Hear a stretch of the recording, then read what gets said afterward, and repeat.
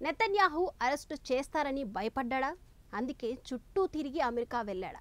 దీనిపైన ఇప్పుడు చర్చ జరుగుతుంది.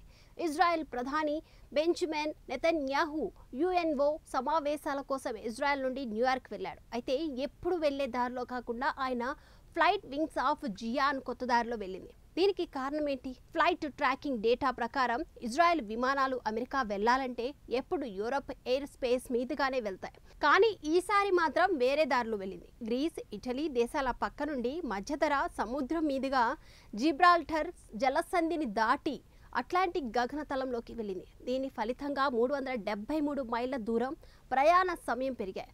అరెస్టు నుండి తప్పించుకోవటానికి నెతన్యాహు ఇలా వేరే దారిలో వెళ్ళాడనే టాక్ కూడా ఉంది. ఎందుకంటే హమాస్ను అంతం చేస్తానంటూ గాజాలో ఇజ్రాయెల్ మారణ హోమం సృష్టిస్తోంది. ఈ యుద్ధంలో ఇజ్రాయెల్ అరాచకాలతో 2024 నవంబర్లో అంతర్జాతీయ క్రిమినల్ కోర్టు అరెస్టు వారెంట్ జారీ చేసింది.